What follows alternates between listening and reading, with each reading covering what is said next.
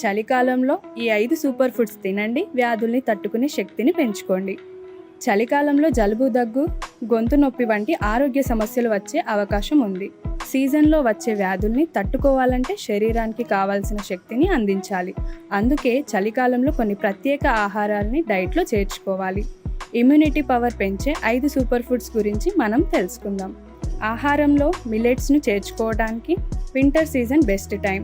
జొన్నలు, సజ్జలు, రాగులు, కొర్రలు, వరిగలు వంటి మిల్లెట్స్ కిందకి వస్తాయి. వీటిలో విటమిన్లు, మినరల్స్, ఫైబర్ పుష్కలంగా లభిస్తుంది. పాలకూర, బచ్చలి కూర, కాలే, తోటకూర వంటి ఆకుకూరల్ని చలికాలంలో తప్పక తినాలి.